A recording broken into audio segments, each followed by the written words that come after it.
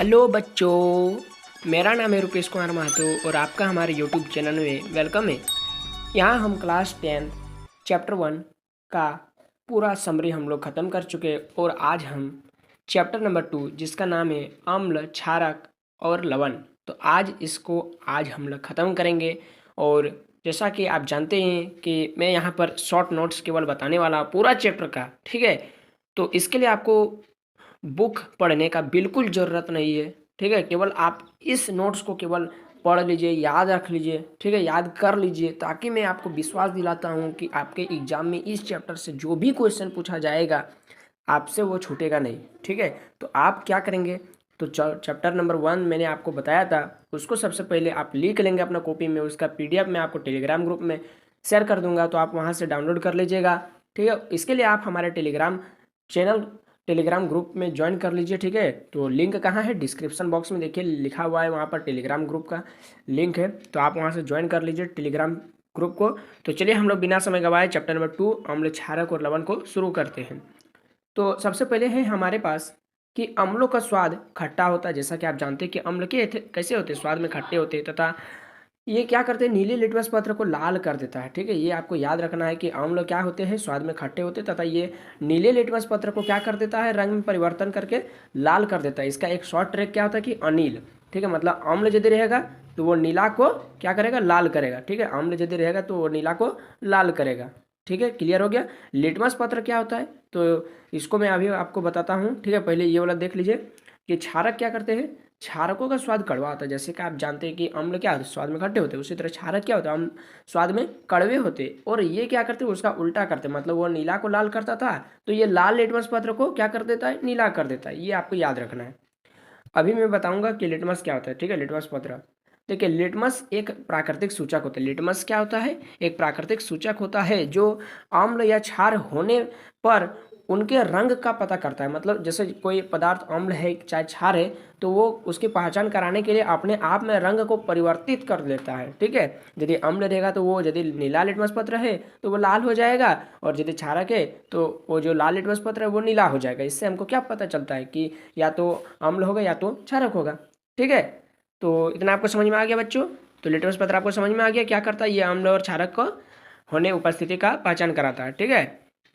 तो जिस तरह से एक प्राकृतिक सूचक का उदाहरण क्या है, लिटमस एक प्राकृतिक सूचक होता है। जैसे कि आप हल्दी को भी ले लीजिए, हल्दी से भी आप पता कर सकते हैं कि कोई पदार्थ अम्ल है या क्षारक है, ठीक है। हल्दी में भी रंग परिवर्तन होता है। देखिए, संश्लेषित सूचक मतलब जो मानव द्वारा बनाया गया सूचक, ठीक है, जिससे हम अम्ल या क्षारक होने का पता कर सकते हैं। तो उदाहरण में क्या हो गया, मिथिल ऑरेंज, ठीक है, मेथिल ऑरेंज हो गया, ठीक है, फिनॉल्फथेलिन हो गया। तो ये दो नाम आपको जरूर याद रखना, अगर आपके एग्जाम में MCQ में पूछ दे 1 मार्क्स क्वेश्चन में कि दो संश्लेषित सूचक का नाम बताए, तो मेथिल ऑरेंज और फिनॉल्फथेलिन। और एक प्राकृतिक सूचक का नाम पूछेगा तो क्या, हल्दी, ठीक है। आपको याद हो गया।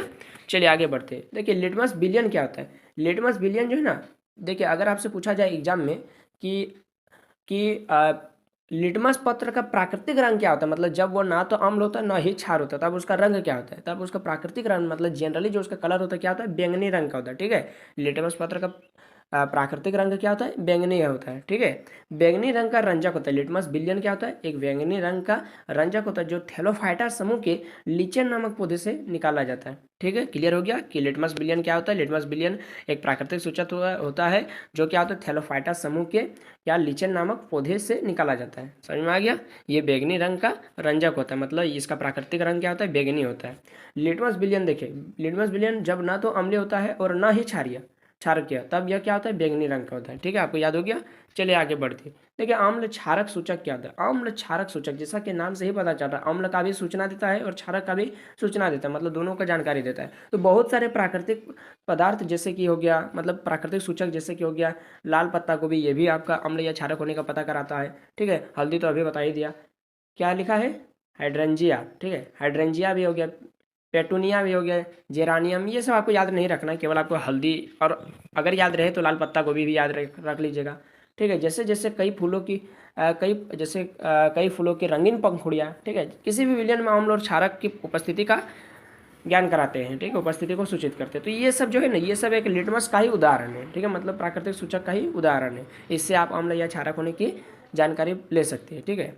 पता कर सकते हैं। इन्हें अम्ल क्षारक सूचक कहते हैं या केवल सूचक भी कर सकते हैं। ठीक है, अब देखिए कुछ पदार्थ है और उसका कुछ रासायनिक सूत्र है जो आपको क्लास 10 के लिए इतना काफ़ी है। ठीक है, देखिए क्या क्या लिखा है। हाइड्रोक्लोरिक अम्ल, तो इसका रासायनिक सूत्र क्या होता है HCl।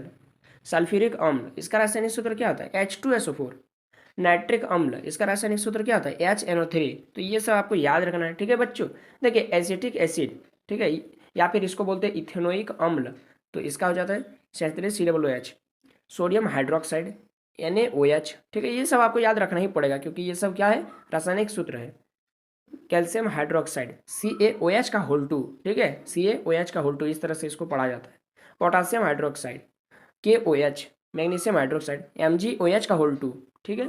अमोनियम हाइड्रोक्साइड NH4OH, ठीक है, याद हो गया, या फिर आप याद कर लीजिएगा, कोई दिक्कत नहीं है। ठीक है, अभी केवल पढ़ लीजिए, ध्यान से देखिए ताकि आपको सुनने से ज़्यादा याद होता है। ठीक है, ऐसे पदार्थ जिनकी गंध अम्लीय या क्षारकीय माध्यम में बदल जाती है। अब देखिए वहाँ पर रंग का बात हो रहा था, अब यहाँ पर गंध का बात हो रहा है। मतलब अगर कोई पदार्थ अम्लीय है या फिर कोई पदार्थ क्षारकीय है, तो जैसे जैसे कोई पदार्थ अम्लीय या क्षारकीय होगा तो वो जिस चीज़ पर उसकी जान माने क्या बोलते हैं, मतलब सूचना दिया जा रहा है। जिस तरह लिटमस में क्या होता था, रंग से पता चलता था कि वो अम्ल है या क्षारीय, यहाँ पर गंध से पता चलेगा कि अगर वो अम्ल है तो कैसा गंध रहेगा, अगर वो क्षारकीय है तो कैसा गंध होगा। तो जो गंध की जानकारी देता है अम्ल या क्षारक माध्यम में, ठीक है, उसको हम लोग क्या बोलते हैं, गंधीय सूचक बोलते हैं। क्या बोलते हैं, ऑल्फैक्टरी बोलते हैं। क्या बोलते हैं, गंधीय सूचक। ठीक है, मतलब जो गंध की सूचना दे, किसका, अम्ल या क्षारक का। याद हो गया, याद हो गया बच्चों। देखिए धातु होते हैं ना, धातु जो है ना वो अम्ल के साथ अभिक्रिया करके लवण और हाइड्रोजन गैस देते हैं। ये जो हाइड्रोजन गैस है ना, इसका हमको ज़रूरत नहीं है, ये अवांछनीय होता है। ठीक है, इसका हमको ज़रूरत नहीं है। हमको क्या ज़रूरत है, हम जब धातु और अम्ल को, कोई भी धातु, ठीक है, कोई भी धातु, कोई भी मेटल जिसको हम अम्ल के साथ, एसिड के साथ रिएक्ट करवाएंगे तो हमको क्या मिलेगा बच्चों, लवण मिलेगा, सॉल्ट मिलेगा। ठीक है, और हाइड्रोजन गैस मिलेगा। ठीक है, चलिए अब आगे देखते हैं। हाइड्रोजन गैस जो है ना, देखिए हाइड्रोजन गैस जो है ना वो फट फट की ध्वनि के साथ जलती है। ये आपका कंपटीशन एग्जाम में जरूर पूछता है कि हाइड्रोजन गैस की जलने पर उसका आवाज़ कैसा आता है, तो फट फट की ध्वनि के साथ जलती है। ठीक है, ये आपको याद रखना है। आगे देखिए, अभी हम लोग क्या देखें, अभी हम लोग देखें कि कोई भी धातु अम्ल के साथ अभिक्रिया करती है तो क्या बनाती है, लवण और हाइड्रोजन गैस। उसी तरह से कोई भी धातु यदि क्षारक के साथ भी अभिक्रिया करती है तो क्या बनाती है बच्चों, लवण और हाइड्रोजन गैस। ठीक है, ठीक है, देखिए कोई जैसे एग्जांपल ले लीजिए, कोई भी धातु, मान ले इसको मैं इधर उधर लिख रहा हूँ, ठीक है, कोई दिक्कत नहीं है। कोई भी धातु मान लेते हैं, जिंक जस्ता है, उसको हम लोग कोई भी क्षारक, जैसे हम मान लेते हैं सोडियम हाइड्रोक्साइड के साथ रिएक्ट करवा दिए, ठीक है, मतलब अभिक्रिया करा दिए, तो क्या बना मेरा, एक लवण बनेगा। तो लवण में क्या बना, सोडियम जिंकेट बना, Na2ZnO2, सोडियम जिंकेट इसको पढ़ा जाता है। ठीक है, प्लस हाइड्रोजन गैस मेरा निकलेगा। ठीक है, मतलब देखिए सीधा सीधा कोई भी धातु अम्ल या क्षारक के साथ अभिक्रिया करेगा तो क्या बनाएगा, लवण और लवण और हाइड्रोजन गैस। आगे देखिए कि कोई भी, अब धातु का कार्बोनेट यदि अम्ल के साथ है, तब से क्या कर रहा था, धातु ही अम्ल या क्षारक के साथ अभिक्रिया कर रहा था। अब धातु का कार्बोनेट अम्ल के साथ अभिक्रिया करता है तो लवण बनाता है, कार्बन डाइऑक्साइड गैस बनाता है और वाटर बनाता है। ठीक है, पानी बनाता है। जैसे उदाहरण देखना है तो देख लीजिए, यहाँ पर कैल्शियम कार्बोनेट है, यानी यहाँ पर धातु क्या है, कैल्शियम है, और उसका कार्बोनेट क्या हो गया, कैल्शियम कार्बोनेट।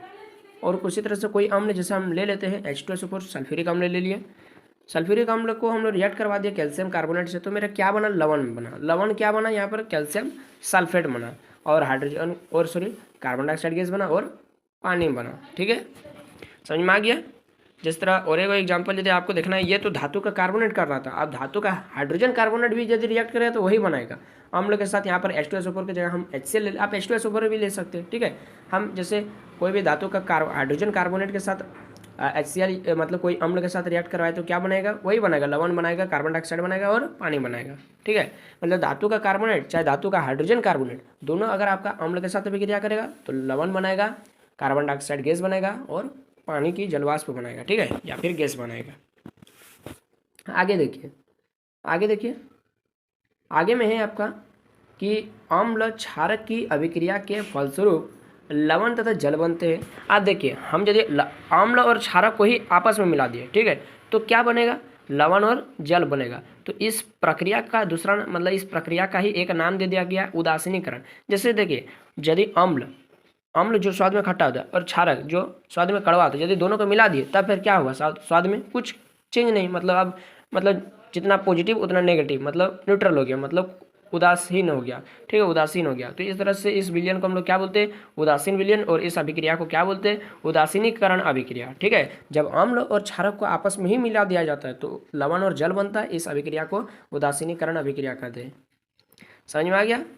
देखिए किस तरह से लवण और क्षारक, मतलब कोई लवण मान लीजिए, सॉरी कोई अम्ल मान लीजिए सल्फ्यूरिक अम्ल, कोई क्षारक मान लीजिए सोडियम हाइड्रोक्साइड। ठीक है, जब इसको दोनों को मिलाते हैं तो सोडियम सल्फेट, ये क्या है, लवण है, और जल, ठीक है, ये बनता है। इस अभिक्रिया को क्या बोलते हैं, उदासीनीकरण अभिक्रिया। ठीक है, देखिए आप देखिए जैसे कोई भी धातु का ऑक्साइड यदि अम्ल के साथ अभिक्रिया कर, देखिए हम लोग ऊपर में क्या देखे, धातु अम्ल के साथ अभिक्रिया किया, धातु का कार्बोनेट और धातु का हाइड्रोजन कार्बोनेट अम्ल के साथ अभिक्रिया किया।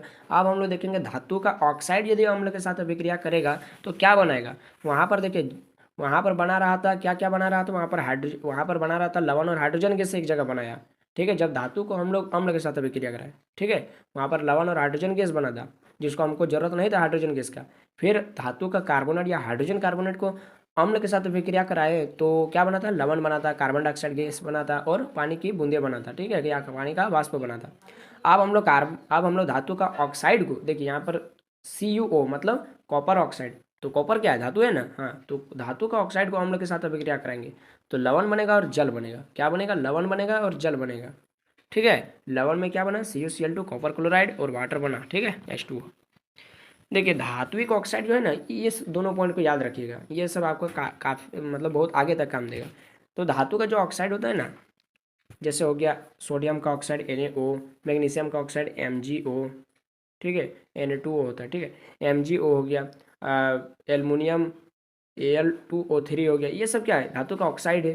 ठीक है, CuO हो गया, तो ये सब क्या है, धातु का ऑक्साइड है। मतलब धात्विक ऑक्साइड जो है ना वो क्षारीय प्रकृति के होते हैं। ठीक है, क्षारकीय प्रकृति के होते हैं, मतलब धातु के ऑक्साइड कैसे प्रकृति के होते हैं, क्षारकीय प्रकृति के होते हैं। और अधातु के ऑक्साइड क्या होते हैं, अम्लीय प्रकृति के होते हैं। क्या होते हैं बच्चों, अम्लीय प्रकृति के होते हैं। धातु के ऑक्साइड क्या होते हैं, क्षारकीय प्रकृति के, और अधातु के ऑक्साइड क्या होते हैं, अम्लीय प्रकृति के। तो ये 2 पॉइंट आपको जरूर याद रखना है। मैं फिर से आपको बोल रहा हूँ, ये दोनों पॉइंट आपको जरूर याद रखना है। देखिए सभी अम्लों में समान रासायनिक गुणधर्म होते हैं। ठीक है, सभी अम्लों में क्या होता है, कोई भी अम्ल है ना जी, अम्ल है ना, तो अम्ल का क्या होगा, सभी रासायनिक गुण समान होगा। ठीक है, सभी अम्लों में क्या होता है, हाइड्रोजन होता है। पहला बात तो सभी अम्लों में क्या होता है, हाइड्रोजन होता है। सभी कोई भी अम्ल ले लीजिए, जैसे मान लेते हैं हम HCl ले लिए। ठीक है दोस्त, ठीक है, तो बच्चों HCl ले लिए, ये क्या हाइड्रोक्लोरिक अम्ल है। देखिए इसमें भी हाइड्रोजन है क्या, नहीं। मान लीजिए सल्फ्यूरिक अम्ल ले लिया, H2SO4 ले लिए, देखिए इसमें भी हाइड्रोजन है क्या, नहीं है, क्या नहीं इसमें हाइड्रोजन। तब फिर तो सभी अम्लों में क्या होता है, हाइड्रोजन होता है। अम्ल क्या होते हैं, विद्युत के सुचालक होते हैं। मतलब यदि अम्लीय माध्यम में हम लोग इलेक्ट्रिसिटी को यानी सप्लाई करेंगे तो एक जगह से दूसरे जगह तक चल जाएगा। ठीक है, इलेक्ट्रिसिटी करंट चल जाएगा। देखिए अम्ल क्या हो गया, विद्युत का सुचालक हो गया, मतलब विद्युत का सप्लाई करता है। ग्लूकोज, देखिए ग्लूकोज और अल्कोहल, देखिए ध्यान से देखिए, ग्लूकोज और अल्कोहल का विलयन विद्युत का सुचालक नहीं होता है, मतलब ये विद्युत के कुचालक होते हैं, मतलब इससे होकर विद्युत धारा प्रवाहित नहीं होती है। ठीक है बच्चों, मतलब ग्लूकोज और अल्कोहल से होकर विद्युत धारा प्रवाहित नहीं होती है। ठीक है, ग्लूकोज और अल्कोहल का विलयन से, मतलब ग्लूकोज भी होना चाहिए और अल्कोहल भी होना चाहिए, दोनों का विलयन, उससे विद्युत धारा सप्लाई नहीं होता है। ठीक है बच्चों, समझ में आ गया। ये आपका पॉलिटेक्निक एग्जाम में जरूर पूछता है ये वाला पॉइंट। तो ठीक है, तो ये आपको याद रखना है। देखिए क्या हो गया, विलयन में विद्युत धारा का प्रवाह आयनों के द्वारा होता है। आप भी सोच रहे होंगे कि आखिर अम्ल विद्युत धारा का प्रवाह कर रहा है ना, लेकिन ग्लूकोज और अल्कोहल क्यों नहीं कर रहा है। ठीक है, तो देखिए इसका सीधा सीधा उत्तर है कि विद्युत धारा का प्रवाह वहीं होगा जहाँ पर आयन होगा। ठीक है, आयन मतलब कोई भी आयन हो गया, जैसे H+ आयन हो गया, OH- आयन हो गया। ठीक है, ये सब कोई भी आयन हो गया। ठीक है, तो वहीं पर विद्युत धारा प्रवाहित होगी। ठीक है, तो जैसे कोई भी अम्ल में क्या होता है, हाइड्रोजन होता है क्या, हाँ, तो H+ आयन वहाँ से मिल जाएगा, मतलब आयन तो है ना, विद्युत धारा का प्रवाह होगा। वहीं हम लोग बात करेंगे ग्लूकोज।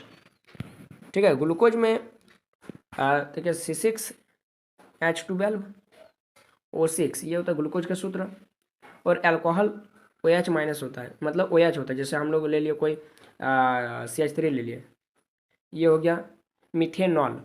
ठीक है, तो देखिए अल्कोहल यहाँ पर भी हाइड्रोजन है, ऐसा बात नहीं है, लेकिन जब इन दोनों का विलयन बनाएंगे ना, दोनों को घोलेंगे ना, तो वो विद्युत धारा का सुचालक नहीं होता है। ये आपको याद रखना है, इसमें बच्चे कंफ्यूज होते हैं, उसमें भी तो हाइड्रोजन है तो फिर ये तो होना चाहिए था, लेकिन नहीं, ऐसा नहीं होता है। एब्सर्शनल है ना, केमिस्ट्री है, ठीक है। देखिए विलयन में विद्युत धारा का प्रवाह आयनों द्वारा होता है, ये हो गया। देखिए जल की अनुपस्थिति में अम्ल से H+ आयन पृथक नहीं हो सकते। देखिए ये भी देखिए, इस पॉइंट को भी आपको याद रखना है कि H+ आयन माने जल की अनुपस्थिति में यदि वहाँ पर जल नहीं है तो वो H+ आयन नहीं देगा, और H+ आयन नहीं देगा जो, वो क्या होगा, वो अम्ल नहीं होगा।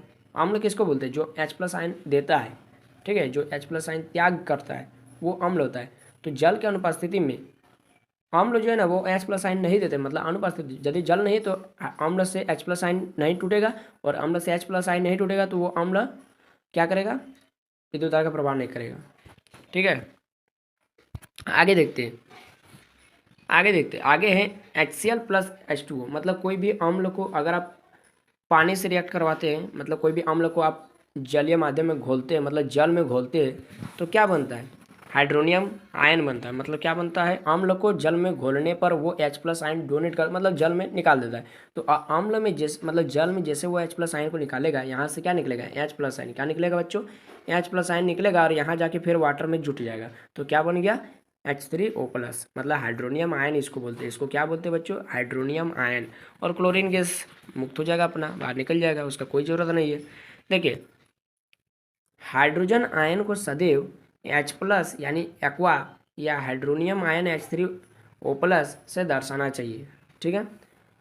H+ भी देखिए, अभी जिस तरह मैंने अभी ऊपर में बताया था कि H+ यहाँ पानी के साथ जुटेगा तो क्या बन जाएगा, H3O+ बन जाएगा, ठीक है। देखिए जल में घुलनशील क्षारक, इसको याद रखिए, ये पॉइंट आपको जरूर याद रखना है कि जल में घुलनशील क्षारक को क्षार कहते हैं। क्या कहते हैं, जल में घुलनशील क्षारक को क्षार कहते हैं, ठीक है। देखिए क्षार का स्पर्श साबुन की तरह स्वाद कड़वा होता है, प्रकृति संक्षारक होती है, इन्हें कभी कभी छूना या चखना नहीं चाहिए, क्योंकि ये हानिकारक होते हैं, ठीक है। क्षार के बारे में बताया जा रहा है, मतलब क्षारक का जल में घुलनशील क्षारक को क्षार कहते हैं, और क्षार जो है ना स्पर्श साबुन की तरह होता है, ठीक है। जल में घुलनशील क्षारक को, कोई भी क्षारक ले लीजिए, उसको जल में घोल दीजिए, तो अब वो क्या बन गया, क्षार बन गया। और क्षार का स्पर्श मतलब छूने पर वो साबुन की तरह लगेगा, और उसका स्वाद कड़वा होगा, और प्राकृतिक संचारक मतलब क्षारक ही रहेगा। और कभी भी इसको आप नहीं छू सकते हैं, छूना नहीं चाहिए, और ना ही इसको चखना चाहिए, क्योंकि ये हानिकारक होते हैं, ठीक है। समझ में आ गया। देखिए आगे क्या लिखा है, जहाँ जहाँ आपको इंपॉर्टेंट मिलेगा मैं आपको खुद बता दूंगा, ठीक है। आप टेंशन नहीं लीजिए कि आपको समझ में नहीं आ रहा, कोई बात नहीं है, कम समझ में आ रहा है, जो चीज़ ज़्यादा समझना चाहिए मैं आपको वहीं पर बता दूंगा कि ये आपको इस तरह से उसको जरूर याद रखना है। सभी अम्ल क्या होता है, H+ आयन, तथा सभी क्षारक क्या होता है, OH- उत्पन्न। इसको तो आपको जरूर याद रखना है। इसको देखिए, क्योंकि कोई भी अम्ल हो वो H+ आयन देता है जलीय माध्यम में, जल में घोलने पर वो H+ आयन निकाल देता है, त्याग कर देता है, और सभी क्षारक OH- आयन पानी में छोड़ देता है, ठीक है। समझ में आ गया। देखिए उदासीनीकरण अभिक्रिया, अभी हम लोग जो ऊपर देखे थे कि अम्ल और क्षारक अभिक्रिया करता है तो लवण और जल बनता है, इसको आप उदासीनीकरण अभिक्रिया बोल देते तो जिस तरह ऊपर ही मैंने आपको उदाहरण दे ही दिया था, तो ये तो देखने की जरूरत भी नहीं है। फिर भी देख लीजिए HCl है। देखिए कहीं भी आप इस तरह से एक्स का संकेत देखें तो उसको आप हमेशा क्या समझेंगे, जानिए, उसको आप हमेशा क्या समझिएगा, उसको आप हमेशा हैलोजन ग्रुप समझिएगा, ठीक है। हैलोजन में क्या क्या होता है, फ्लोरीन होता है, क्लोरीन होता है, ब्रोमीन होता है, आयोडीन होता है, ठीक है, ये सब स्टेटिन होता है, ये सब होता है। तो यहाँ पर एक्स की जगह में ये सब होता है, ठीक है, ये आपको याद रखना है। और एम मतलब कोई भी धातु हो गया, कोई भी मेटल हो गया, ठीक है, एलिमेंट हो गया। तो HCl ये क्या, अम्ल, और NaOH ये क्या, एक क्षारक है। तो अम्ल और क्षारक अभिक्रिया करता है। तो NaCl ये क्या है, नमक है, साधारण नमक। तो ये क्या है, एक लवण है, सॉल्ट है, और पानी बन जाता है। पानी को हम H2O जो होता है ना, H2O में H के हुए दो गो, तो H और एगो H, और O के गो एगो। तो इस तरह से भी आप लिख सकते हैं, ठीक है। आगे देखिए, आगे लिखा है कि जल में अम्ल या क्षारक मिलाने से अत्यधिक मात्रा में ऊष्मा उत्पन्न होती है। देखिए इसको भी ध्यान दीजिए, जल में आप पानी ले लीजिए, ठीक है, एक किसी में भी पात्र में भी ले लीजिए, ठीक है, बाल्टी में ले लीजिए, चाहे जिसमें लेना है, बीकर में लेना है, ले लीजिए, पानी ले लीजिए, और उसमें अम्ल मिला दीजिए। क्या करना है, ज़्यादा नहीं, कम मीडियम से आपको मिला लेना है। आप देखिएगा कि जो पानी था ना वो गर्म होने लगा। क्या होने लगा? गर्म होने लगा। मतलब अब उसको जब सॉल्यूशन बन गया वो गर्म होने लगा, मतलब वहाँ से उष्मा निकल रही है। क्या निकल रही है? ताप निकल रही है, उष्मा निकल रही है। ठीक है, तो क्या, चाहे आप अम्ल मिलाइए चाहे आप क्षारक मिलाइए, उष्मा तो जरूर निकलेगा। ठीक है, तो इस तरह से हो गया। अम्ल के विलयन को तनुकृत करते समय ध्यान दीजिए, ये वाला आपका मोस्ट इंपॉर्टेंट क्वेश्चन है बोर्ड एग्जाम से रिलेटेड, मोस्ट इंपॉर्टेंट क्वेश्चन। यहाँ से ये वाला क्वेश्चन तो फिक्स रहेगा, ये वाला क्वेश्चन कोई नहीं काटेगा। ठीक है, अम्ल के विलयन को तनुकृत करते समय, यहाँ पर क्वेश्चन दूसरा तरीका से रहेगा कि अम्ल को तनुकृत करते समय H+ आयन की सांद्रता को किस तरह से प्रभावित होता है। मतलब ये आपका एनसीईआरटी बुक में है, आप देख लीजिएगा, एक्सरसाइज में है। ठीक है, तो यहाँ पर मैं आपको क्वेश्चन को दूसरा तरीका से लिखा हूँ ताकि आपको समझ में आ जाए आंसर को। अम्ल के विलयन को तनुकृत करते समय, अभी तनुकृत का मतलब क्या तो वो भी बताऊँगा। किस बात पर ध्यान देना चाहिए, यहाँ पर केवल आपको क्वेश्चन के पढ़कर अभी इतना ही समझ जाना है कि हम लोग क्या मिला रहे हैं पानी में, हम लोग क्या मिला रहे हैं, अम्ल मिला रहे हैं। बस अभी इतना समझ में आ गया, पानी है, अम्ल मिला रहे हैं। ठीक है, अब समझिए। ठीक है, अब समझिए आंसर को कि जल में सांद्र नाइट्रिक अम्ल या फिर सल्फ्यूरिक अम्ल को मिलाते समय हम लोग क्या बोले, जल में मिला रहे अम्लों को धीरे धीरे, अम्ल को धीरे धीरे और जल को लगातार हिलाते हुए, जल को हिला रहे और अम्ल को धीरे धीरे मिलाना चाहिए।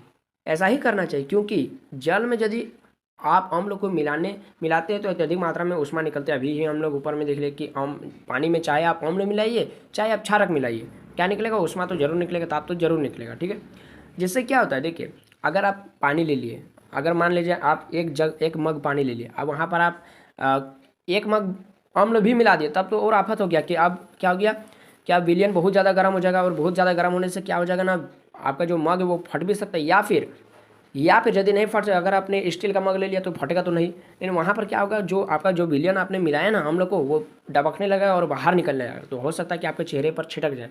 ठीक है, तो ऐसा होता है घटना, तो जिससे मिश्रण आस्फलित होकर बाहर निकल सकता है और हम जल भी सकते हैं तथा कांच का पात्र टूट भी सकता है। अगर आपने कांच का पात्र में ऐसा प्रयोग किया तो वो टूट भी सकता है, इतना खतरनाक होता है।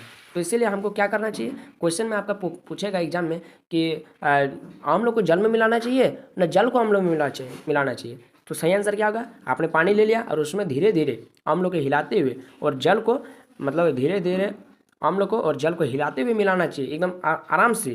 ठीक है, जहाँ आपको लगा कि ज़्यादा हो रहा है वहाँ आप छोड़ देना है।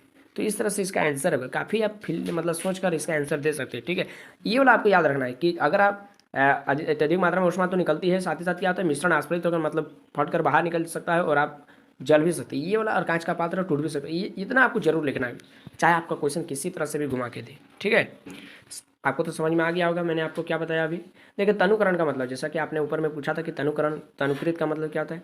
देखिए तनुकरण का मतलब क्या होता है, जल में अम्ल या क्षारक मिलाने पर आयन की सांद्रता यानी H3O+ आयन, चाहे आप OH- आयन समझ लीजिए, में प्रति इकाई आयतन में कमी हो जाती है। मतलब क्या होता है, आयन की सांद्रता में कमी हो जाती है। आयन जो आपने ये लिया है, अम्ल लिया है या क्षारक लिया है, तो अम्ल या क्षारक को जैसे आप पानी में मिला रहे, तो पानी में मिलाने पर अम्ल क्या होता है, पानी में H+ आयन छोड़ देगा और क्षारक क्या होगा, पानी में OH- आयन छोड़ देगा क्या है?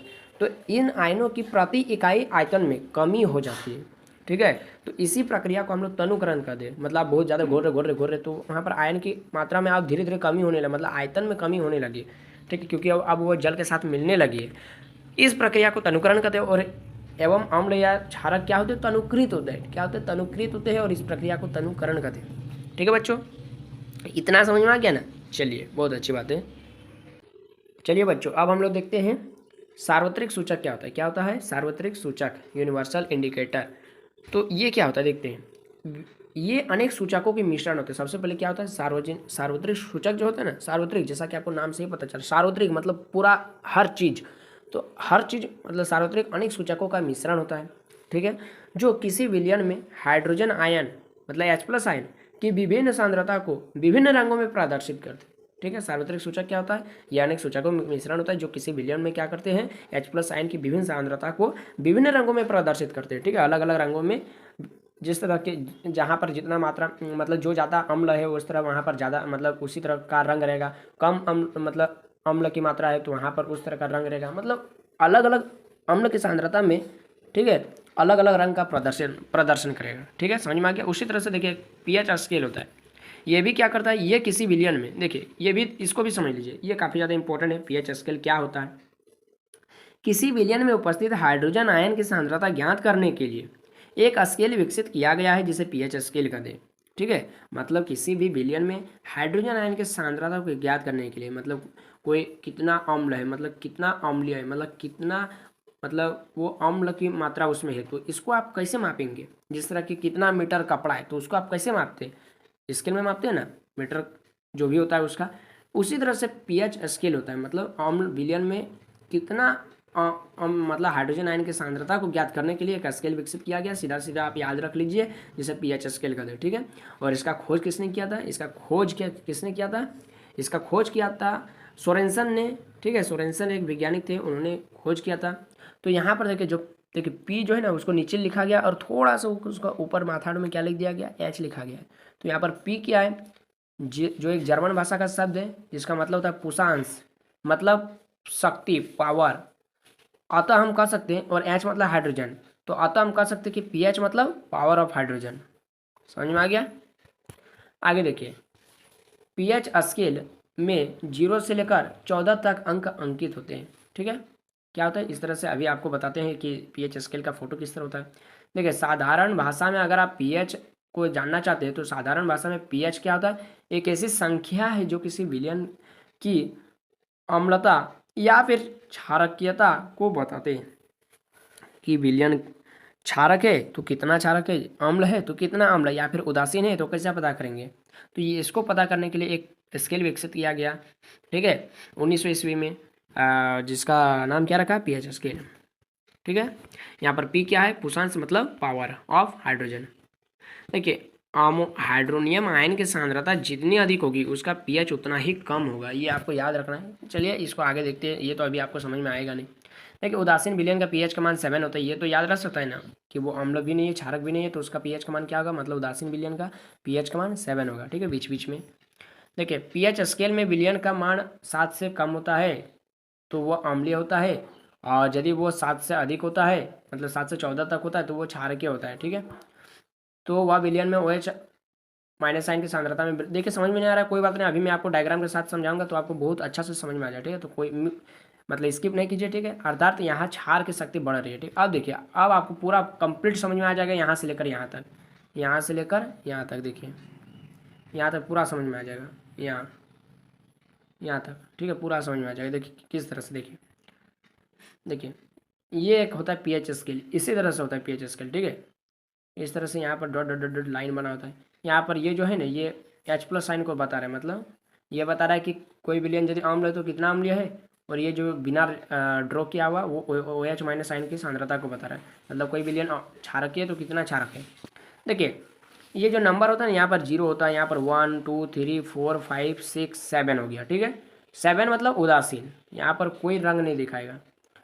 फिर यहाँ से 8 9 10 11 12 13 और एक 14, तो 14 हो गया। तो इस तरह से यदि इधर जाएगा, क्या किधर जाएगा, लेफ्ट साइड जाएगा। ठीक है, तो अम्ल की प्रकृति बढ़ रही है, मतलब ज़्यादा अम्लीय होगा, मतलब इधर हम लोग जाएंगे तो हमको ज़्यादा खट्टा लगेगा, और इधर जाएंगे तो हमको ज़्यादा कड़वा लगेगा। ठीक है, मतलब 7 से प्लस हो रहा है, 7 से प्लस हो रहा है, मतलब इधर हो रहा है तो हमको ज़्यादा कड़वा लगेगा, और 7 से माइनस हो रहा है, मतलब 7 से और कम, 6 5 4 उधर जा रहे हैं, 3 2 1 उधर जा रहे हैं, तो और ज़्यादा हमको खट्टा लगेगा।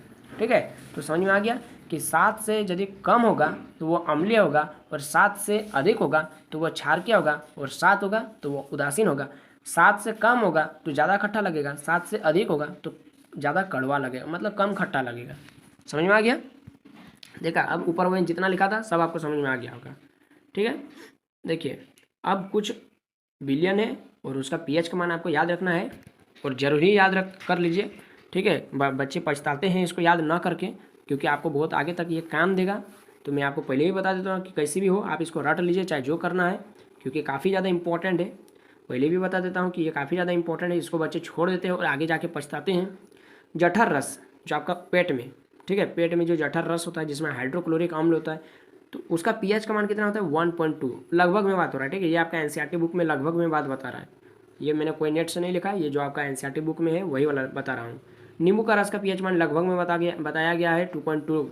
ठीक है, शुद्ध जल का पीएच मान एकदम 7 होता है, ये शुद्ध जल है, अशुद्ध जल। ठीक है, जो मिनरल वाटर आता है घर में वही वाला, 7 होता है, वो इलेक्ट्रिसिटी का जनरेट नहीं करता है, ठीक है, वो अपने से होकर विद्युत धारा प्रवाहित नहीं होने देता है।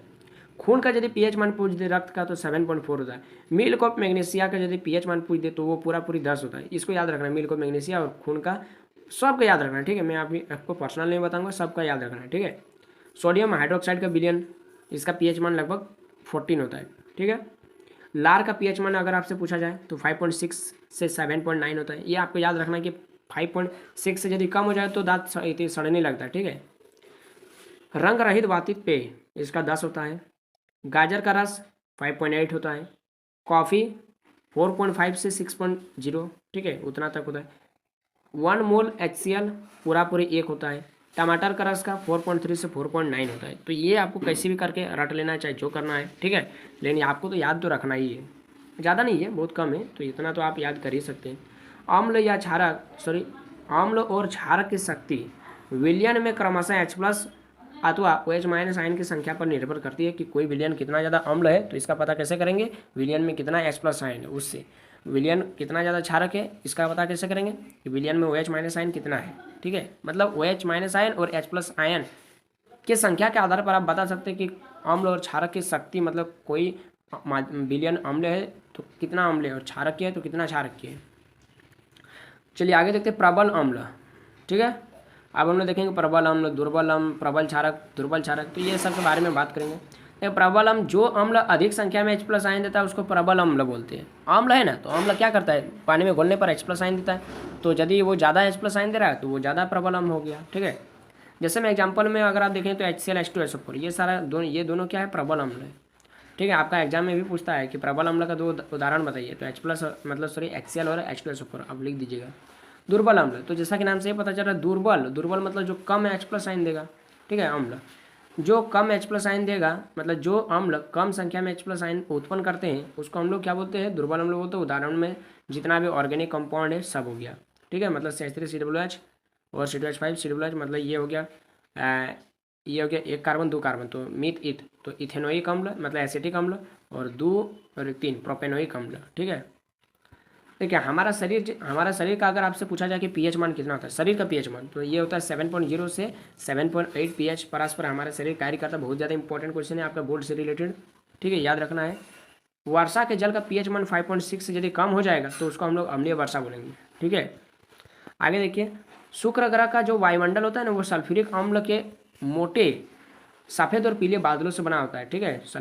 अगर आप शुक्र ग्रह को देखेंगे, बृहस्पति, वरुण, सॉरी शनि, ये सब को देखेंगे तो उसके चारों तरफ आपको क्या दिखने को मिलेगा, लगेगा कि उसके चारों तरफ मतलब क्लियर नहीं दिखेगा, मतलब वहाँ पर आपको क्या दिखेगा, धुआं, मतलब धूल जैसा दिखेगा, ठीक है। तो वो जो धूल जैसा जो आपको दिख रहा है उसका वायुमंडल लाल दिखता है, देखिएगा आप लोग बहुत ध्यान दीजिएगा, लाल दिखता है। तो वायुमंडल उसका जो होता है ना वो सल्फ्यूरिक अम्ल का बना होता है, मोटे सफ़ेद और पीले बादलों से।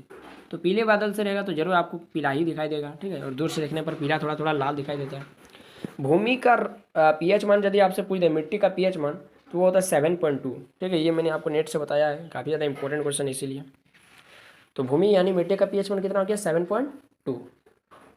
देखिए ध्यान दीजिए, काफ़ी रोमांचक चीज़ आ रहा है, ठीक है। अब आपको बोर नहीं महसूस होगा।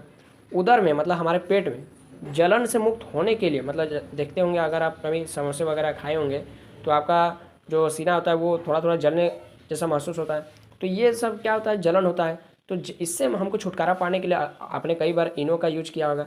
तो इनो क्या होता है, इनो जो होता है ना वो एक प्रकार का एंटासिड होता है, ठीक है। एंटासिड मतलब एंटा एसिड, ठीक है। तो ये क्या होता है कि ये जो है ना वो एक क्षारक होता है, ये एक प्रकार का दुर्बल क्षारक होता है जो आपके शरीर में जाकर, देखिए अम्लीय यदि आपका उधर यदि अम्लीय माध्यम हो चुका है तो उसको अम्ल को न्यूट्रल करने के लिए हमको क्या देना पड़ेगा, क्षारक देना पड़ेगा। तो क्षारक में आप एंटासिड का यूज करते हैं, जिसमें आप इनो का यूज करते हैं, बेकिंग सोडा का यूज करते हैं कम मात्रा में। तो ये सब क्या होता है, दुर्बल क्षारक होता है, ठीक है। मिल्क ऑफ मैग्नीशिया का यूज करते हैं, तो ये सब दुर्बल क्षारक होता है जो आपका ये सब क्या होता है, अम्ल का प्रभाव को कम कर देता है और आपको जलन से राहत दिलाता है। एंटासिड क्या होता है, एंटासिड अम्ल की आधी की मात्रा को उदासीन करता है। जो अगर आपका उदर में अम्ल की मात्रा बढ़ गई तो उसको उदासीन करता है। एंटासिड जैसे एग्जांपल में आप याद कर लीजिए, magnesium hydroxide, milk of magnesia जिसको भी बोलते हैं, एक प्रकार का दुर्बल क्षारक है, ठीक है। मुंह का पीएच मान 5.5 से कम हो जाए तो क्या होगा, दांतों का क्षय प्रारंभ हो जाता है, यानी दांत सड़ने लगता है। याद रखना है, अम्ल वर्षा कितना से कम हो जाने पर होता है, 5.6 से कम हो जाने पर। दांतों का क्षय 5.5 से कम हो जाने पर, ये आपको याद रखना है। दांतों का इनिमल मतलब जो दंत वल्क होता है, जो सफ़ेद वाला हिस्सा होता है, वो कैल्शियम फास्फेट का बना होता है। ठीक है, बहुत बच्चे जो नहीं पढ़े वो लोग क्या कर देते हैं, अंथकान टिक मार देते हैं, लिख देते हैं कैल्शियम सल्फेट, है ना, कैल्शियम सल्फेट मार देते हैं, कैल्शियम ये सब मार देते हैं, तो गलत है, कैल्शियम फॉस्फेट होता है। ठीक है, जो शरीर का सबसे कठोर हिस्सा होता है, सबसे कठोर पदार्थ होता है, शरीर का सबसे कठोर पदार्थ जो आपका दांत में इनिमल होता है वो कैल्शियम फॉस्फेट का बनाता है, वही सबसे कठोर पदार्थ होता है।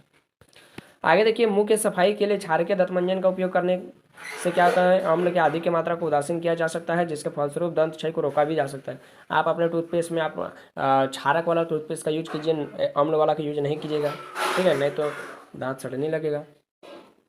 देखिए, मधुमक्खी यदि आपको काट देगा, ठीक है, मधुमक्खी यदि आपको काट देगा तो घबराने की जरूरत नहीं है आपको, इससे पहले तो आप नहीं जानते थे। लेकिन मधुमक्खी अगर आपको काट देगा तो आपको टेंशन नहीं लेना है, वहाँ पर बेकिंग सोडा लगा दीजिए थोड़ा मोड़ा, ठीक है, ठीक हो जाएगा। नेटल का एक पौधा होता है, ठीक है, नेटल का एक पौधा होता है जो आपका पहाड़ी इलाका में देखने को मिलेगा। नेटल एक पौधा होता है जो अगर आप उसको छू देंगे ना तो आप उसका पत्ती में ही कांटा जैसा संरचना होता है, मतलब आप जैसे छुएंगे कांटा गड़ जाएगा, और कांटा गड़ जाएगा तो उसका कांटा में क्या होता है, मेथेनोइक अम्ल होता है। मेथेनोइक अम्ल आपका शरीर में छोड़ देगा, उसको हम लोग फॉर्मिक अम्ल भी बोलते हैं।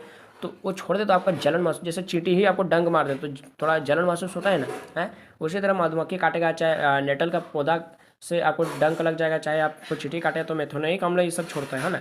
मेथेनोइक अम्ल छोड़ने से आपका शरीर में वहाँ पर उस हिस्से पर जलन महसूस होता है। उसी जलन महसूस होने से रोकने के लिए, आपको जलन से बचने के लिए क्या करना चाहिए, आप वहाँ पर बेकिंग सोडा का यूज कर सकते हैं। ठीक है, बेकिंग सोडा जैसे दुर्बल क्षारक का यूज आप लोग कर सकते हैं ताकि दर्द से आपको आराम मिले।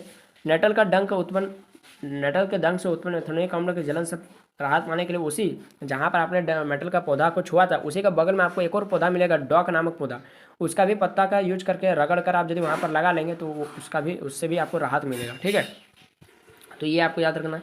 अब देखिए, कुछ आपको जिस तरह से अभी मैंने आपको पीएच मान याद कराया, उसी तरह से आपको एक और चीज़ याद रखना है, काफ़ी ज़्यादा इंपॉर्टेंट है। फिर से मैं आपको बता देता हूँ, ये सब आपको छोड़ना नहीं है, बिल्कुल आप रट लीजिए जो करना है।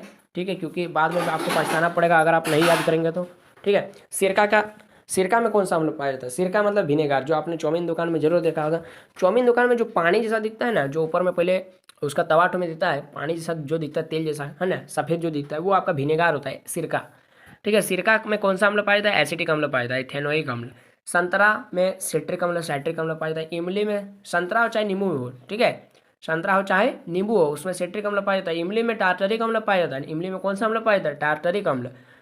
ठीक है, और टमाटर में कौन सा अम्ल पाया जाता है, ऑक्जेलिक अम्ल। ठीक है, खट्टा दूध चाहे उसको आप दही भी बोल सकते हैं, उसमें कौन सा अम्ल पाया जाता है, लैक्टिक अम्ल, क्योंकि आपने क्लास 9 में पढ़ा था कि लैक्टोबैसिलस बैक्टीरिया होता है दही में, जो उसका बनने का कारण होता है। ठीक है, तो जिस कारण से उसमें कौन सा अम्ल पाया जाता है, लैक्टिक अम्ल पाया जाता है। नींबू अभी मैंने आपको बताया सिट्रिक अम्ल पाया जाता है। चींटी का डंक में मैंने अभी आपको बताया, चींटी का डंक चाहे नेटल का डंक चाहे मधुमक्खी का डंक, सब में क्या होता है, मेथेनोइक अम्ल होता है। क्या होता है, मेथेनोइक अम्ल होता है।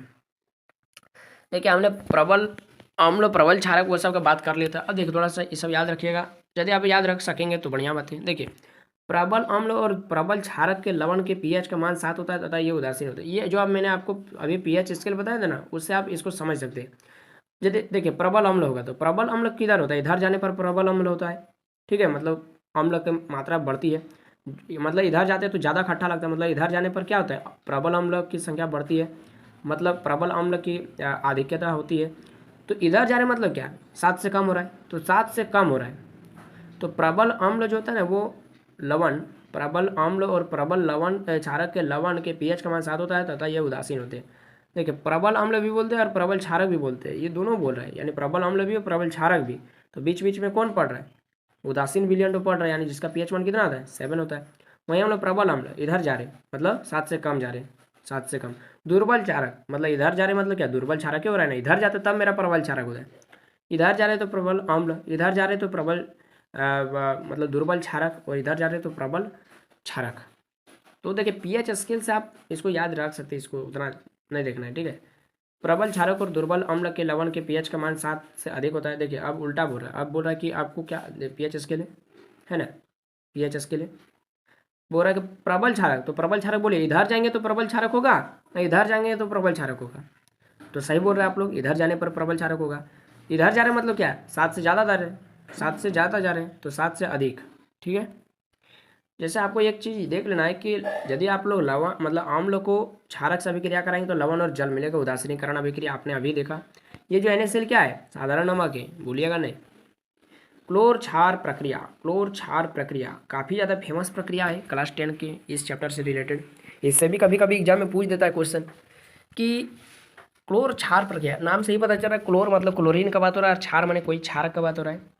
तो सोडियम क्लोराइड NaCl के जलीय विलयन मतलब उसमें पानी भी है, विद्युत प्रवाहित कर देंगे। मतलब सोडियम क्लोराइड, जैसे आप नमक और पानी का ही घोल ले लीजिए, ठीक है। प्रैक्टिकल करके देखिए। देखिए पानी ले लिए, नमक मिला दीजिए तो नमक पानी का घोल बन गया, उसमें आप विद्युत धारा प्रवाहित कर दीजिए, कर दिए तो क्या होगा, वियोजित होकर जो आपका प्रवाहित करने पर यह वियोजित होकर सोडियम हाइड्रोक्साइड उत्पन्न करता है। मतलब नमक पानी का घोल में विद्युत धारा प्रवाहित कर दिए तो वहाँ से वो जो NaCl था वो वियोजित होकर सोडियम हाइड्रोक्साइड, आप देखिए वहाँ पर NaCl तो अकेला नहीं रह गया, अब वहाँ पर पानी यानी H2O भी रह गया, तो NaCl प्लस H2O अब बनाएगा वो सोडियम हाइड्रोक्साइड यानी NaOH।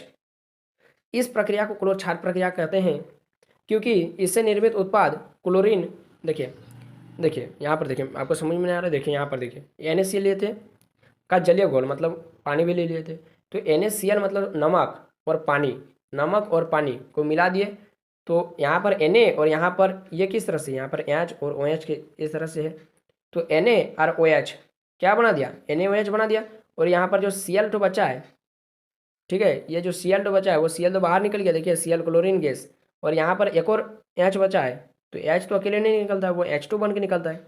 क्या बन के निकलता है, H2 बन के, क्योंकि यहाँ पर देखिए बैलेंस करने के लिए फिर हम लोग 2 लगा ही दिए थे, तो H2 गैस भी बाहर निकल गया। मतलब देखिए उत्पाद में हमको क्या क्या मिल गया, तो बोलिए उत्पाद इसको बोलेंगे ना उत्पाद इसको बोलेंगे, ये मैंने आपको चैप्टर 1 में बताया था। तो ये तो अभिकारक होता है, ये उत्पाद होता है, ठीक है।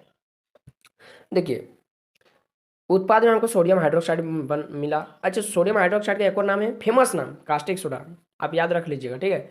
उत्पाद में सोडियम हाइड्रोक्साइड मिला और क्लोरीन गैस मिला, ठीक है। तो देखिए क्लोरीन है ना, क्लोरीन के ही कारण इसको क्लोर क्षार प्रक्रिया बोले, ठीक है। क्लोरीन उत्पाद में क्लोरीन जिसके लिए हम लोग क्लोर नाम दिए इस प्रक्रिया को, और सोडियम हाइड्रोक्साइड क्या एक प्रकार का क्षारक है, ठीक है। तो क्षारक है तो इसलिए यहाँ पर क्षार दे दिए, ठीक है। तो इसका नाम हो गया क्लोर क्षार प्रक्रिया। क्लियर, क्रिस्टल क्लियर हो गया बच्चों। देखिए आगे देखिए, क्लोरीन गैस एनोड पर मुक्त होती है और हाइड्रोजन गैस कैथोड पर मुक्त होती है। ये नहीं भी याद रखें तो चलेगा। देखिए आप देखिए कुछ मज़ेदार चीज़ आ रहा है, अब आपको बोर होने का जरूरत नहीं है। शुष्क बुझा हुआ चूना, शुष्क बुझा हुआ चूना मतलब बुझा हुआ चूना का बात हो रहा है। चैप्टर 1 में ही हम लोग बात कर लेते कि बिना बुझा हुआ चूना का रासायनिक सूत्र क्या होता है, कमेंट बॉक्स में कीजिए। और बुझा हुआ चूना का, उसमें पानी डाल देते हैं यानी कैल्शियम हाइड्रोक्साइड। क्लोरीन की क्रिया से विरंजक चूर्ण का निर्माण होता है। मतलब देखिए समझिए, बुझा हुआ चूना आप ले लिए, ठीक है।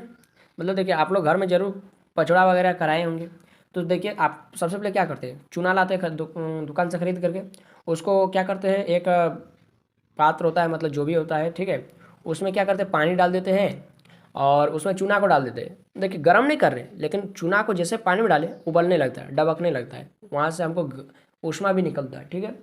तो चूना पहले हमको दुकान से हम क्या खरीद के लाए थे, क्रिस्टल के फॉर्म में लाए थे, ठीक है, सूखा लाए थे। उसका रासायनिक सूत्र क्या था, कैल्शियम ऑक्साइड। अब उसको पानी में मिला दिए तो वो क्या बन गया, कैल्शियम हाइड्रोक्साइड बन गया। मतलब अब वो बिना बुझा मतलब सॉरी अब वो बुझा हुआ चूना बन गया, ठीक है। पानी डाल दिए बुझा हुआ चूना, या फिर पानी में हम लोग चूना डाल दिए तो बुझा हुआ चूना। अब उसी बिलियंट में, उसी आप सोल्यूशन में, ठीक है, क्या करेंगे क्लोरीन गैस डाल देंगे, क्लोरीन गैस, तो वहाँ से जो हमको बन के निकलेगा वो होता है विरंजक चूर्ण। याद हो गया, ब्लीचिंग पाउडर, याद हो गया, समझ गए। देखिए इसका रासायनिक सूत्र होता है CaOCl2, calcium oxychloride, calcium oxychloride, calcium oxychloride. Calcium hydroxide को क्लोरीन गैस से रिएक्ट करवाते हैं तो कैल्शियम ऑक्सीक्लोराइड और पानी बनता है, ठीक है। कैल्शियम ऑक्सीक्लोराइड और पानी बनता है, ठीक है। देखिए विरंजक चूर्ण का यानी ब्लीचिंग पाउडर का हम लोग उपयोग कहाँ क्या करते हैं, तो ब्लीचिंग पाउडर तो आप लोग जानते ही होंगे कि किस में करते हैं। घर में काई वगैरह बैठा रहता है ना, पानी का जहाँ पर व्यवस्था है वहाँ पर काई बैठ जाता है, देखे होंगे आपने। तो काई जो बैठ जाता है ना, काई को दूर करने के लिए मतलब काई को हटाने के लिए हम लोग क्या करते हैं, वहाँ पर ब्लीचिंग पाउडर जाके छिड़क देते हैं। वहाँ से क्या होता है, ब्लीचिंग पाउडर जिसको हम लोग गाँव देहात में ब्लीचिंग पाउडर नहीं भी तो फिनाइल डाल देते हैं, ठीक है, तो उससे भी हो जाता है काम, तो वहाँ से काई हट जाता है। तो विरंजक चूर्ण का उपयोग कहाँ करते हैं, कपड़ों के विरंजन में, यानी कपड़ों को ही साफ करने में हम लोग ब्लीचिंग पाउडर का उपयोग करते हैं। भले हम लोग के गाँव देहात में ऐसा नहीं होता है, लेकिन ऐसा किया जाता है। सही कपड़ों को साफ करने में भी हम लोग विरेचन चूर्ण का उपयोग करते हैं। और ये तो जरूर आपने देखा हो कि कुआं जो काफ़ी दिन हो चुका है, तो कुआं में हम लोग बैक्टीरिया वगैरह कीड़ा वगैरह हो जाते, तो उसको पानी में ही मार देने के लिए हम लोग कई बार क्या करते हैं, कुआं में हम लोग ब्लीचिंग पाउडर डाल देते हैं। तो रोगाणुओं से मुक्त करने के लिए, ठीक है, या जीवाणुओं को मारने के लिए हम लोग क्या करते हैं, पीने वाले जल को जीवाणुओं से मुक्त करने के लिए हम लोग रोगाणुनाशक के रूप में, ये क्या होता है, विरंजक चूर्ण का हम लोग उपयोग रोगाणुनाशक के रूप में करते हैं, ताकि कीटाणुओं को मार सके, पानी को और साफ कर सके। ठीक है, तो ये आपको समझ में आ गया होगा। खाने का सोडा या बेकिंग सोडा का रासायनिक सूत्र। खाने का सोडा, देखिए खाने का सोडा का रासायनिक सूत्र क्या है, NaHCO3, sodium hydrogen carbonate, sodium hydrogen carbonate. ठीक है, सोडियम हाइड्रोजन कार्बोनेट। तो सोडियम हाइड्रोजन कार्बोनेट को हम लोग बनाते कैसे, नमक ले लीजिए, पानी ले लीजिए, घोल दीजिए, उसमें कार्बन डाइऑक्साइड गैस प्रवाहित कर दीजिए, सप्लाई कर दीजिए, और अमोनिया कुछ डाल दीजिए। ठीक है, अमोनिया का कुछ बूंद डाल दीजिए, आपकी क्रिस्टल जो डालना है, विलयन नहीं होता है अमोनिया का विलयन डाल दीजिए। तो यहाँ से जो आपका नया प्रोडक्ट बन के निकलेगा वो आपका निकलेगा खाने का सोडा। क्या निकलेगा, खाने का सोडा NaHCO3, और साथ ही साथ आपका अमोनियम क्लोराइड भी बनेगा। ठीक है, एक लवण भी बनेगा। बेकिंग सोडा एक दुर्बल क्षारक होता है। ठीक है, बेकिंग सोडा क्या होता है, एक दुर्बल क्षारक होता है, ताकि हम लोग कभी पेट में अम्ल की मात्रा बढ़ जाती है तो हम लोग देखे होंगे कि कई बार बेकिंग सोडा का भी मतलब घोल बना करके हम लोग कम मात्रा में पी जाते हैं। तो जो आपका इनो रहता है उसमें भी तो बेकिंग सोडा ही रहता है कम मात्रा में। बेकिंग सोडा को गर्म करने पर क्या होता है, बेकिंग सोडा को यदि आप गर्म कर देंगे, ठीक है, खाने वाला सोडा को यदि आप गर्म कर देंगे, हाँ देखिए बेकिंग सोडा मतलब खाने वाला है सोडा का दूसरा नाम क्या है, बेकिंग सोडा। ठीक है, फेमस नाम है। ठीक है, तो देखिए बेकिंग सोडा यानी खाने वाला सोडा को यदि आप गर्म कर देंगे तो सोडियम कार्बोनेट बनेगा, पानी बनेगा, कार्बन डाइऑक्साइड गैस बनेगा। ठीक है, देखिए बेकिंग सोडा का उपयोग कहाँ करते हैं, तो जैसा कि नाम से ही आपने जान लिया होगा कि खाने वाला सोडा का यूज कहाँ करेंगे, होली का दिन में क्या करते हैं, पकौड़े वगैरह में क्या करते हैं, चॉप वगैरह में, समोसा वगैरह में क्या करते हैं, बेसन में हम लोग खाने का सोडा डाल ताकि फूलेगा। ठीक है, यानी बेकिंग पाउडर, देखिए यहाँ पर बेकिंग सोडा का यानी बेकिंग पाउडर बनाने में जो बेकिंग सोडा और टार्टरिक अम्ल जैसा एक मंद खाद्य अम्ल का मिश्रण होता है। तो ये हो गया एंटासिड के निर्माण में, यानी पेट के में अम्ल की मात्रा, सोडा अम्ल अग्निशामक में और खाद्य सामग्रियों में भी। ठीक है, ये छूट गया होगा तो कोई भी दिक्कत नहीं, आप याद कर लीजिए, आप तो जानते होंगे। ये धोने का सोडा देख लीजिए, खाने का सोडा और धोने का सोडा। खाने का सोडा का रासायनिक सूत्र होता है NaHCO3, सोडियम हाइड्रोजन कार्बोनेट, और धोने का सोडा का रासायनिक सूत्र होता है sodium carbonate dot 10H2O, sodium carbonate dot 10H2O, Na2CO3 dot 10H2O। ठीक है, धोने का सोडा को सोडियम क्लोराइड के से ही प्राप्त किया जाता है। धोने का सोडा को किससे प्राप्त करते हैं, सोडियम क्लोराइड से बनाते हैं धोने का सोडा को। धोने का सोडा एक क्षारकीय लवण होता है। धोने का सोडा क्या होता है, एक प्रकार का लवण होता है। ठीक है, धोने का सोडा एक संक्षारकीय मतलब क्षारकीय लवण होता है। धोने का सोडा देखिए, धोने का सोडा को कैसे बनाते देखिए, सोडियम कार्बोनेट ले लिए, 10 बूंद उसमें पानी ले लिए, मिला दिए, सोडियम कार्बोनेट ले लिए, उसमें 10 बूंद पानी डाल दिए, तो 10 बूंद पानी डालने से क्या होगा, अब वो बन गया सोडियम कार्बोनेट डॉट 10H2। यहाँ पर डॉट 10H2 मतलब क्या, पानी के 10 गो अणु है। ठीक है, गिन गिन के 10 गो बूंद डाल दिए। देखिए धोने का सोडा का उपयोग कहाँ करते हैं, धोने का सोडा जैसा नाम से ही पता चल रहा है कि धोने का सोडा यानी कपड़ों को धोने में, कपड़ों की साफ सफाई में, कांच साबुन कागज के उद्योगों में भी धोने का सोडा का उपयोग करते हैं। और बोरेक्स जैसे सोडियम यौगिक के भी निर्माण में हम लोग धोने का सोडा का, ये वाला आप याद रखें, बोरेक्स जैसे सोडियम यौगिक के उत्पादन में, ये आपका पॉलिटेक्निक के एग्जाम में पूछता है क्वेश्चन हो। जल की अस्थायी कठोरता को दूर करने के लिए भी हम लोग क्या करते हैं, धोने का सोडा का उपयोग करते हैं। जल की अस्थायी कठोरता को दूर करने के लिए धोने का सोडा का उपयोग करते हैं। आगे देखते हैं, कॉपर सल्फेट क्रिस्टल का रंग कैसा होता है, नीला होता है, काहे लिए होता है, क्योंकि उसमें पानी मिला रहता है। ठीक है, अच्छा बोलिए ना, पानी का रंग कैसा होता है, देखे होंगे आपने, नीला होता है। आकाश का रंग कैसा होता है, नीला होता है। तो उसी तरह कॉपर सल्फेट का क्रिस्टल का रंग कैसा होता है, नीला होता है, काहे लिए, उसमें पानी मिला होता है। कॉपर सल्फेट क्रिस्टल का रासायनिक सूत्र क्या होता है, CuSO4.5H2O, CuSO4.5H2O, जलीय कॉपर सल्फेट इसको बोलते हैं हम लोग। यहाँ पर पानी का कई गो बूंदे, 5 गो बूंदे, 5 गो अणु है। जिप्सम का रासायनिक सूत्र क्या आता है, CaSO4.2H2, कैल्शियम सल्फेट। ठीक है, कैल्शियम सल्फेट, इसका पूरा नाम क्या है, कैल्शियम सल्फेट, CaSO4.2H2। यहाँ पर जल का कई गो अणु है, 2 गो। क्रिस्टलन का जल क्या होता है, वही वाला जो यहाँ पर जल का 2 का अणु है ना, उसी को हम लोग क्रिस्टलन का जल बोलते हैं। यानी क्रिस्टल में कई गो जल के अणु है। तो लवण के एक सूत्र इकाई में जल की निश्चित अणुओं की संख्या को हम लोग क्रिस्टलन का जल कहते हैं। ठीक है, समझ में आ गया। प्लास्टर ऑफ पेरिस देख लीजिए क्या होता है। प्लास्टर ऑफ पेरिस नाम से आप थोड़े थोड़े परिचित होंगे। प्लास्टर ऑफ पेरिस अब तो आपका दिमाग में आ गया प्लास्टर ऑफ पेरिस मतलब क्या बोलने वाले डॉक्टर जो हाथ में बैंडेज कर देता है, वही होता है प्लास्टर ऑफ पेरिस। जिप्सम को 100 डिग्री सेल्सियस या फिर 273 केल्विन ताप पर गर्म करने पर क्या होता है, यह जल के अणुओं को त्याग कर कैल्शियम सल्फेट अर्ध हाइड्रेट या हेमी हाइड्रेट बनाता है, जिसे प्लास्टर ऑफ पेरिस का दे। क्या कहते हैं, प्लास्टर ऑफ पेरिस का दे। जिप्सम को, जैसे अभी हमने जिप्सम का रासायनिक सूत्र क्या देखा, CaSO4.2H2O। इसको यदि गर्म कर देंगे तो यह पानी जो है ना वो हट जाएगा, पानी हट जाएगा, जल के अणुओं को त्याग करके कैल्शियम सल्फेट, पूरा पानी नहीं हटेगा, मतलब यहाँ पर 2 है ना तो 1.5 हट जाएगा, आधा रह जाएगा, 1.5 अणु हट जाएगा, आधा अणु रह जाएगा। आधा अणु मतलब अर्ध हाइड्रेट या फिर हेमी हाइड्रेट, इसी को हम लोग क्या बोलते हैं, कैल्शियम सल्फेट, अर्ध हाइड्रेट या हेमी हाइड्रेट, जिसको हम लोग प्लास्टर ऑफ पेरिस के नाम से भी जानते हैं। तो प्लास्टर ऑफ पेरिस का उपयोग आप जान ही गए होंगे कि टूटी हुई हड्डी जो, देखिए ये बच्चे गलत कर देते हैं, बहुत बच्चे क्या करते हैं, हाँ टूटी हुई हड्डियों को जोड़ने के लिए प्लास्टर ऑफ पेरिस का उपयोग करते हैं, गलत बात है। टूटी हुई हड्डियों को जोड़ नहीं सकता प्लास्टर ऑफ पेरिस, टूटी हुई हड्डियों को सही जगह पर बैठा करके रख सकता है प्लास्टर ऑफ पेरिस, ठीक है। आप मान लीजिए आपका हाथ को सपोर्ट के लिए हम एक बांस दे दिए, तो क्या बांस आपका हाथ को जोड़ देगा, नहीं, बांस केवल आपका हाथ को सपोर्ट करके रखेगा कि हाँ हर समय इसी पोजीशन में रहेगा। उसी तरह से प्लास्टर ऑफ पेरिस क्या करता है, हाथ को उसी पोजीशन में रखने के लिए उसको बैंडेज किया जाता है ताकि वो हिले नहीं उस स्थान पर जहाँ पर आपका क्रैक हुआ है चाहे टूटा है। तो प्लास्टर ऑफ पेरिस कोई आपको हाथ को जोड़ नहीं देता है। बहुत बच्चे सोचते हैं कि हाथ को जोड़ने के लिए, टूटी हुई हड्डियों को जोड़ने के लिए प्लास्टर ऑफ पेरिस का उपयोग करते हैं, ये गलत बात है। टूटी हुई हड्डियों को सही जगह पर स्थिर रखने के लिए हम लोग प्लास्टर ऑफ पेरिस का उपयोग करते हैं। जिप्सम जैसे कठोर पदार्थ बनाने के लिए, अच्छा अभी हम लोग कैल्शियम सल्फेट, मतलब अभी जिप्सम से कैल्शियम सल्फेट अर्ध हाइड्रेट बना दिया, तो कैल्शियम सल्फेट अर्ध हाइड्रेट से भी तो हम लोग जिप्सम बना सकते हैं और पानी डालकर, हैं, सही बात है क्या। तो देखिए इसीलिए डॉक्टर बोलता है कि इसको कभी आप भिगाइएगा नहीं, जिसका भी हाथ टूटा रहता है, जब पैर टूटी, जहाँ पर बैंडेज हुआ है उसको बोलता है कि आप इसको भिगाइएगा नहीं। काहे नहीं बोलता भिगाइएगा नहीं, यदि आप उसको भिगा देंगे तो वो और अधिक कठोर पदार्थ हो जाएगा। जिप्सम क्या होता है, कठोर पदार्थ होता है, जिप्सम बन जाएगा, फिर आफतें हो जाएगा। खिलौना बनाने और सजावट के सामान और सतह का चिकना करने के लिए हम लोग प्लास्टर ऑफ पेरिस का उपयोग करते हैं। प्लास्टर ऑफ पेरिस देखें, पेरिस किस नाम दिया गया, पुट्टी मारने के लिए, उस तरह से खिलौना बनाने के लिए भी देखे होंगे कि खिलौना जो होता है प्लास्टर ऑफ पेरिस से भी बना होता है।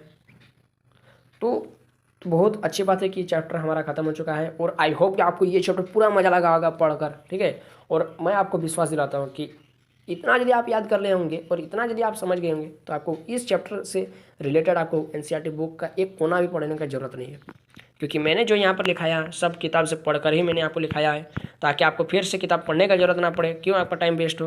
तो इसका मैं लिंक आपको डिस्क्रिप्शन बॉक्स में टेलीग्राम ग्रुप का लिंक है, वहाँ पर ज्वाइन कर जाओ ना, जाओ वहाँ पर देखिए टेलीग्राम ग्रुप में अभी मैं आपको चैप्टर 1 का लिंक भेज दूंगा, मतलब चैप्टर 1 का मैंने PDF बना करके छोड़ दूंगा, उसके बाद चैप्टर 2 भेज डाल दूंगा। आप वहाँ से लिख लीजिएगा, जरूर याद कर लीजिए, काफ़ी ज़्यादा इंपॉर्टेंट है। तो वीडियो तो आपको जरूर अच्छा लगा होगा, वीडियो को लाइक कीजिए, अपने दोस्तों में शेयर कीजिए, और हमारे चैनल पर अगर आप पहली बार इस वीडियो को देख रहे हैं और यदि आपको थोड़ा सा भी अच्छा लगा, मज़ा लगा, तो आप हमारे चैनल को तुरंत सब्सक्राइब कर दीजिए, ताकि एक सब्सक्राइबर बढ़ने से भी हमको बहुत अच्छा लगता है। तो इस तरह से हम लोग और आगे बढ़ते रहेंगे और आपके लिए और वीडियो बनाते रहेंगे। तो बस अभी के लिए इतना है। जय हिंद, वंदे मातरम।